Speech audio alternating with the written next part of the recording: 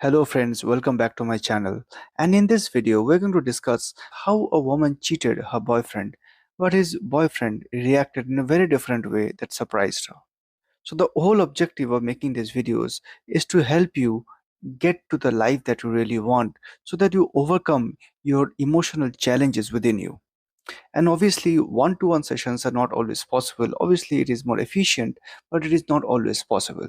So I'm recording these videos through my voice so that you can go over these videos and listen to my voice and let my voice do the work, do the changes in your subconscious mind through the examples and through these stories.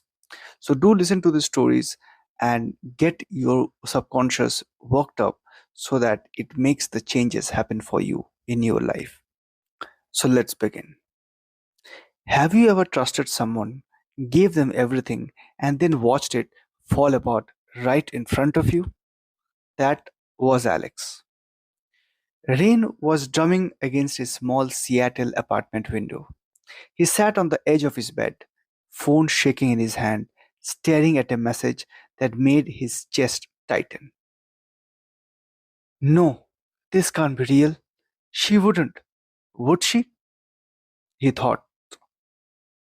His heart pounded, and yet deep down the truth had a sharp edge. Did she cheat on me? How did I not see this coming? The apartment felt smaller, the shadows pressing closer.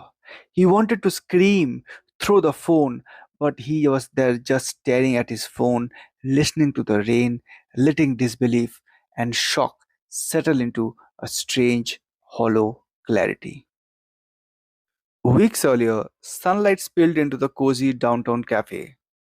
Alex leaned across the table, smiling at Emily, their coffee steaming between them. He thought, she is perfect. I will do anything for her. Laughter filled the air. Hope warmed his chest. I have never felt this way before. This has to be real love. And even then, cracks existed. Late replies, distracted glances, and vague excuses. Every time he asked, she smiled and said, Alex, I'm just a bit busy. Don't worry, I'll reply to you.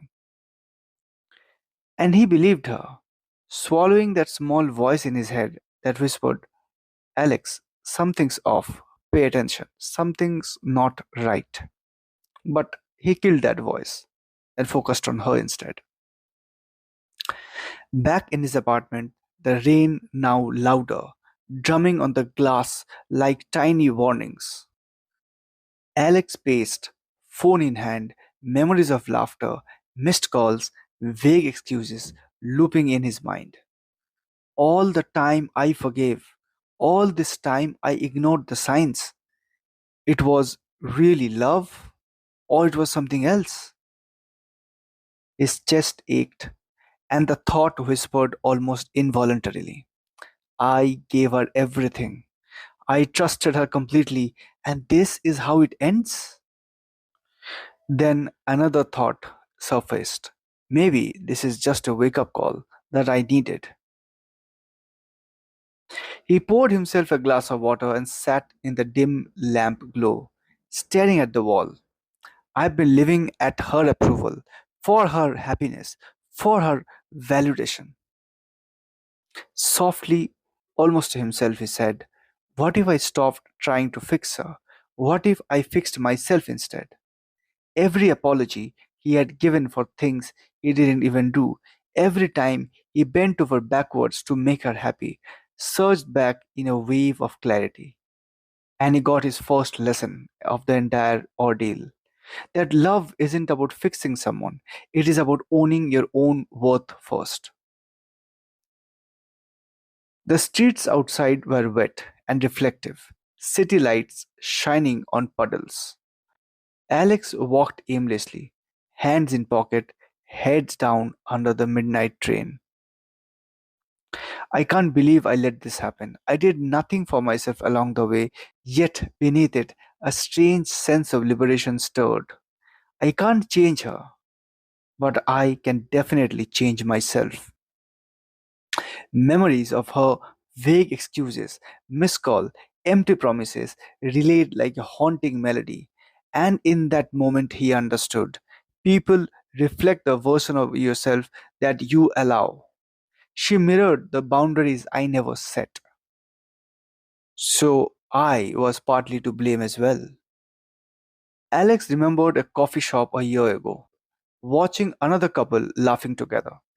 He had wanted that once and tried to make it work, bending himself into someone he wasn't. Why did I ignore all the red flags that time? He asked himself. The lesson was clear. You cannot force love. You cannot control someone, but you can control yourself, your choices, and set your boundaries. Weeks later, he found himself at a park at sunrise, the lake reflecting golden light.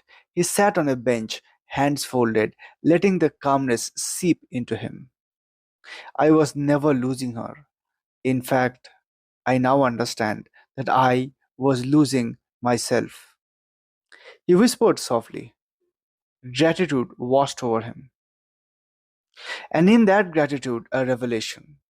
Some heartbreaks aren't punishment, they are wake up calls. Some endings aren't failures, they are invitation to reclaim yourself, they are invitation to grow and become the man you are supposed to be. Friends, pain is a mirror. It shows you where you have given too much and forgotten who you really are.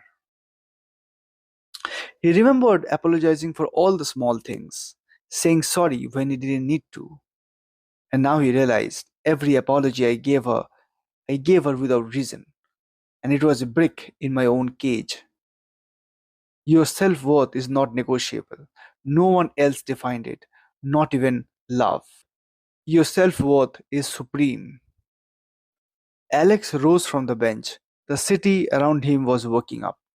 The rain had stopped, the clear skies. He breathed deeply, letting the chilly morning air fill him with clarity.